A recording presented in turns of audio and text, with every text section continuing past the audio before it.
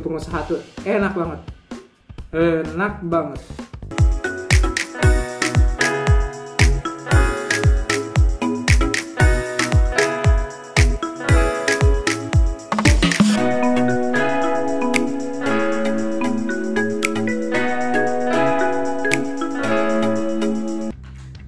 Assalamualaikum warahmatullahi wabarakatuh. Ketemu lagi dengan saya Deyusuf Channel ya. Kali ini saya akan memberikan sebuah tips atau tutorial ya, bagaimana caranya membuka usaha beras di rumah ya. Jadi kita mau mempraktekkan alat-alat apa aja yang saya gunakan. Gimana caranya nanti saya coba kasih info kepada buat teman-teman semua yang mau jadi pengusaha beras seperti saya ya. Dan jangan lupa subscribe-nya ya, klik notifikasinya, sama jangan lupa like-nya dong, komen ya, biar saya bisa memberikan kepuasan, memberikan tips-tips tentang usaha beras di rumah ya, yang seperti saya menjalani. Oke, ikuti terus perjalanan saya tentang usaha beras di rumah. Oke, lanjut. Untuk alat-alat yang saya gunakan di usaha beras ini ada di samping saya ya. Nanti saya perkenalkan satu-satu nama alatnya. Oke, kita perkenalkan, ini alatnya continuous seller. Dia untuk packing plastik ya, yang 5 kilo seperti ini nih. Jadi si atasnya ini, nah ini untuk perkat ini ya, si mesin untuk perkat plastiknya, jadi ada rapi. Nah ini untuk mereknya sebenarnya banyak ya, merek dari mesin seller continuous kayak gini. Saya nggak tahu ini mereknya Getra kayaknya ya, kalian punya saya. Harganya tuh kalau nggak salah sekitar 4,5 juta atau 5 juta deh, saya lupa juga ini beli yang ini. Nah tadi kegunaannya itu tadi untuk yang plastik ini ya, dari plastik 5 kilo, 3 kilo, dan 1 kilo juga bisa ya, karena di sini ada pengaturannya. Oke, yang kedua ini kiloan, penting lah kiloan ya, kiloan digital. Kenapa saya pilih digital? Biar keakurasiannya, akuratnya lebih mantap ya. Kalau ditimbang yang gantung-gantung kayak zaman dulu kan biasanya agak kurang akurat ya, bisa lebih bisa kurang kayak gitu. Bisa mencapai kapasitas 150 kg ya untuk kekuatannya. Lumayan lah, 1,5 kintal ya. Ini timbangannya kayak gini. Oke, selanjutnya ini mesin jahit ya, mesin jahit karung. Sebenarnya buat plastik juga bisa ya, tapi agak kurang rapi kalau untuk plastik. Ini biasanya untuk karung kayak gini, karung-karung apa kayak gini ya. Pokoknya karung-karung semua pakainya yang ini. Kalau untuk yang plastik kita pakainya seller. Ini harganya kalau nggak salah sekitar 1 juta sampai 3 jutaan ya untuk mesin jahit kayak gini ya. Mesin jahit kayak gini merek-mereknya juga sama, semuanya juga banyak macam, di online juga banyak. Nah yang selanjutnya alatnya tusukan tusuk karung ya, buat kita ini gunanya untuk kalau kita beli beras dari tengkulak atau dari penggilingan lainnya, kita harus cek dulu ya kualitasnya. Jadi kita harus ambil dari karung, kita colokin, kita ambil, nah seperti ini. Kita lihat berasnya bagus enggaknya, baru kita tampung. Ini untuk alatnya, ini penting juga ya, kecil-kecil kayak gini, ini penting buat lihat berasnya. Oke, yang selanjutnya ini apa, sendokan ya, namanya sendok apalah, ini sendok dari besi buat nanti bisa mindah-mindahin dari karung ke plastiknya untuk packingan yang 5 kilonya, untuk 3 kilonya. Jadi kita gunain yang ini. Ini sebenarnya ada banyak ya, ada yang agak kecil juga, ada yang sepaketnya murah banget lah. Ini kalau nggak salah 50 atau 150 satu paket ya, 5 biji, dari yang kecil sampai yang terbesar. Mungkin untuk alat-alat yang saya gunakan itu ya, modal awalnya. Dulu sih sebenarnya nggak punya juga ya, kita nggak pakai ini, pakai yang masih biasa ya dulu, karena mungkin ada kumpul-kumpul juga hasil dari usaha berasnya, kita bisa beli yang kayak gini. Pengennya sih yang lebih besar lagi ya, kayak ininya yang udah otomatis sama dudukan buat berasnya itu lebih bagus lagi, karena emang lumayan agak mahal juga ya, harus kumpul-kumpul lagi saya untuk beli yang lebih otomatisnya, harus lebih berusaha lagi. Oke, jadi itu yang saya perkenalkan tadi, alat-alatnya. Sama mungkin diperlukan lagi sama karung-karungnya juga ya, karungnya yang disablon. Nah kalau saya kan kayak gini, sablon sendiri ya, ini merek-merek saya sendiri ya, ini merek Perdana, yang punya saya Setra Ramo Super. Nah ini Setra Ramo Supernya, ada yang beras pandan wanginya ya, beras wanginya, jadi macam-macam lah, nanti saya pajangin juga di situ. Ini untuk ini saya nggak bikin sendiri di sini ya, karena kita nggak punya sablonannya juga ya, nggak ada punya alat ini. Sebenarnya kalau punya alat ini, kalau kita bisa sablon lebih bagus juga ya, lebih meminimalisir pengeluaran juga ya. Kalau beli ke atau bikin ke orang kan agak lumayan ya, lebih menghemat lah kalau kita bisa bikin sendiri di rumah. Karena berhubung saya nggak bisa, jadi saya ke tukang plastik ini ya. Untuk plastik segini di daerah saya di Cianjur itu sekitar 1.300 sampai 1.500 per ini ya, per pieces kayak gini ya. Lumayan lumayan agak mahal juga ya. Kenapa harus kita packing 5 kiloan? Sebenarnya agak ribet juga ya kalau kita packing 5 kiloan kayak gini ya. Cuman ya sebanding lah dengan harga yang kita produksi 5 kiloan ini, lumayan labanya agak gede ya. Jadi begitulah, kalau tampilan lebih bagus harga beras agak lumayan ya.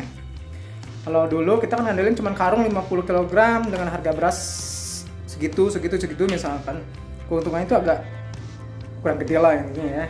Kalau pakai ini kita 5 kilo emang agak sedikit ada kerjaan ya, masukin berasnya ke sini, sama kita packing pakai mesin ini juga ada lumayan tenaga juga ya, sama waktunya. Jadi otomatis harganya agak lebih mahal dibanding yang 25 sama 50. Selanjutnya kita tes alatnya, kita packing ya, kita coba packing. Nah ini biasanya kalau kita habis beres giling sama sorter, ini kan udah hasil bersih ya, ada permintaan atau ordernya yang 5 kilo ya, otomatis dari yang gede, biasanya dari yang 50, ini yang 20 kilo atau yang 25 ya, kita packing lagi yang 5 kilo. Oke.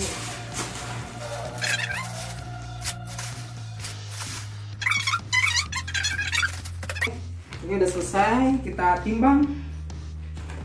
Ini dalam kondisi 0 ya, dalam kondisi 0. Ini dalam kondisi 0 kita timbang. Ini ada lebih, kita ambil, pasin 5, kita pasin 5 kilo atau lebih, 0,5 atau terserah mau 0,10 atau mau dipasin 5. Biasanya kalau saya agak lebih 0,5 atau pas 500 ya untuk kilonya. Oke. Setelah tadi kita 5 kilo ya di kilonya, ini 5 kilo, baru kita pack, kita panasin si ininya ya, pakai continuous seller pack ini ya, kayak ini yang tadi saya bilang. Oke, kita nyalain semuanya, sama udara sama panasnya.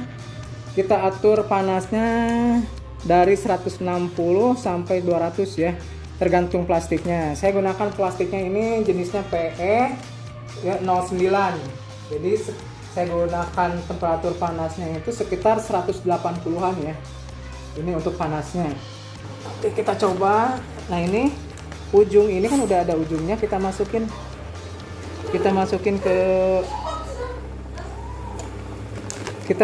ke sini ya, ke tempat sellernya ya. Nah, jadi oke. Nah ini hasilnya, bagus lah, udah harkat. Nah, nanti temperaturnya atur. Nah ini habis ini jangan lupa harus pakai ditusuk pakai jarum ya, biar ada udara. Kalau nggak ada pakai udara, biasanya ini udah suka apa namanya pecah juga ya kalau dilemparin. Kalau ada udara itu agak kuat. Oke, kita coba lagi yang lain ya. Oke.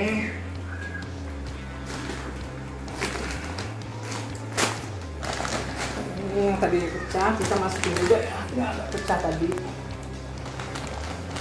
Oke, ini kita masukin juga ke sini. Kita beres-beresin dulu. Kita rapi-rapihin. Kita rapi-rapihin dulu ininya, si plastik ujungnya kita masukin. Oke, biarkan dia berjalan sendiri saja sampai sana. Oke. Selanjutnya kita coba lagi. Udaranya dikeluarin dulu aja ya supaya berbentuk kayak gini. Kita masukin lagi ujungnya. Oke. Biarkan dia berjalan sendiri. Sudah. Ini proses packingnya ya. Hasilnya untuk pemanas sellernya ya. Oke teman-teman, sekalian ini nih berasnya film perdana, ini beras Pandan Wanginya, ini yang PR64 nya ya, Rama Supernya ya. Kalau yang ini beras Setra Wangi, semuanya kualitas Cianjur punya semuanya. Oke, selesai dengan menggunakan seller pack yang untuk 5 kilograman. Kita coba yang pakai mesin untuk karung ya, jahit karung. Nah ini mesin jahitnya kita pakai yang ini nih, kayak gini ya bentuknya. Ini mesin jahit Nulong kalau saya ya, nggak tahu deh mereknya, ini saya nggak endorse juga ya, bukan endorse ya. Tapi saya pakainya yang ini Nulong. Oke, kita coba colokin dulu ke powernya. Nah ini seperti ini kan, ada berasnya. Ini karungnya kayak gini, ini karung yang 20 kiloan. Punya saya juga ya ini karung.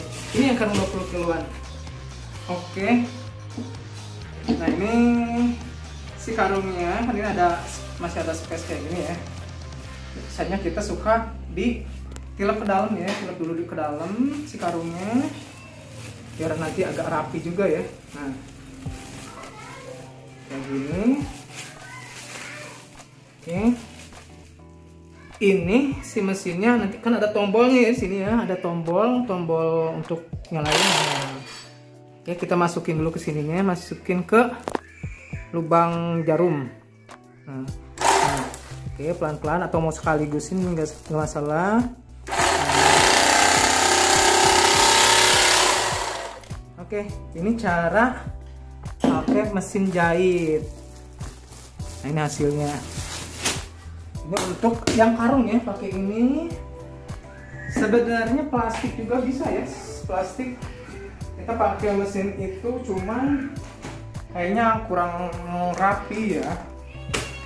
Lebih bagus kalau emang punya dana lebih, harus pakai packing itu biar rapi.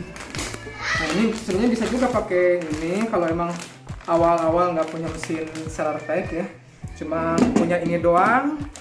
Nah apa-apa pakai ini juga sih. Kalau kita pakai ya. Nah kalau dulu awal-awal sih emang pakai kayak gini ya. Gimana hasilnya gini? Masih suka ada kerutan, tapi emang kuat juga ya, kuat. Untuk kayak gini cuman kurang rapi. Teman-teman semua pengusaha, itu tips dan tutorial kecil dari saya yaitu jadi pengusaha beras. Yang tadi saya terangkan, yang tadi saya review tentang alat-alatnya, cara pemakaiannya. Ini sedikit ya, tapi mudah-mudahan bermanfaat lah buat kalian. Oke, tips dari saya buat teman-teman semua, jadi pengusaha beras itu udahlah. Oke, yang pertama niatnya benar-benar harus jadi pengusaha, bahwa kita yakin bisa. Benar-benar niatnya jadi pengusaha. Oke, itu. Kedua, mungkin pasti orang mengira modal penting. Bener sih kalau modal itu benar-benar penting ya, modal. Cuman kalau awal-awal saya benar-benar nggak pakai modal wah gimana gitu ya. Justru awalnya saya itu memanfaatkan punya petani sama punya tengkulak yang saya jual. Nah itu awal-awalnya sih di tukang beras. Jadi jangan terpaku sama modal. Kalau punya modal sih itu lebih bagus ya, lebih bagus, lebih enak lah kayaknya ya. Enak sih tapi nggak tahu juga ya. Cuman yang paling penting itu kita harus berusahanya, pemasarannya harus benar-benar bagus juga, harus benar-benar kreatif ya, harus kayak gimana-gimananya. Sama kualitas barang harus benar-benar dari mulai sortirnya, dari mulai ya proses-prosesnya itu benar-benar harus utamain juga ya. Meskipun masih banyak kekurangan atau kekurangannya fasilitas yang lebih canggih, ya itulah karena home industry atau yang pengusaha-pengusaha kecil awalnya kan kayak gitu. Mudah-mudahan nanti kalau ya teman-teman juga dari hasil kerja kerasnya bisa membeli yang lebih wah lagi untuk fasilitasnya, jadi kualitas berasnya bisa lebih bagus lagi, atau kualitas harga nanti apalah pokoknya mah lebih bagus ya.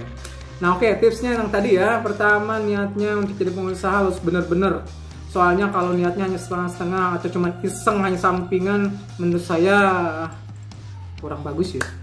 Jadi bagusnya benar-benar niatnya harus menjadi pengusaha, biar nanti ketemu down, ketemu lemah-lemah kayak gitu tuh udah biasa lah. Oke, itu dari niat. Yang kedua tadi itu modal ya, modal itu sebenarnya tadi ada dua. Kalau ada modal lebih bagus, nggak ada modal jangan pantang menyerah. Masih ada jalan menuju Roma. Oke, nanti tips-tipsnya bagaimana usaha beras tanpa modal. Hanya modal, sebenarnya sih gampang ya. Modalnya kejujuran mungkin ya. Kejujuran ya, ada kejujuran itu yang penting lah. Nanti saya bahas di next videonya untuk modal ya, karena saya juga gak begitu, pasti ada pro kontranya untuk modal ya, karena orang pasti bilangnya modal itu lebih banyak lah. Kalau saya saranin yang penting kerja kerasnya, niatnya berikhtiar itu lebih penting. Oke, kedua itu modal.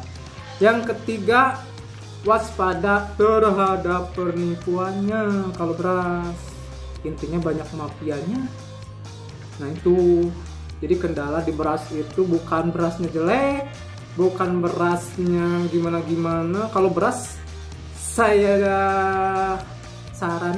saya kasih informasi beras itu, ya bahan pokok namanya juga ya, enak lah usaha beras itu enak, mau jelek mau bagus itu semuanya jadi duit.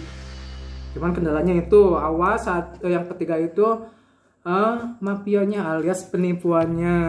Jadi pas waktu kalian transaksi dijual beras, minimal waktu pengiriman harus ada DP ya kalau orang baru-baru, kecuali kalau mau saudara atau itu bahkan terserah kalian aja. Atau kalau kalian punya duit kan bisa ada yang tempo ya, tempo pembayaran 1 bon itu ya, ada tempo 2 minggu, sebulan, itu terserah kalian sih. Kalau menurut saya mendingan jangan dulu deh kalau yang awal-awal usaha ya, mendingan cash-cashan aja, karena biar duitnya berputar lebih bagus lagi buat mengumpulkan nanti modal. Kalau udah kaya ya terserah kalian lah, kalau udah punya duit banyak mau di tempo mau di gimana-gimana itu kan terserah kalian. Tapi saya saranin cash.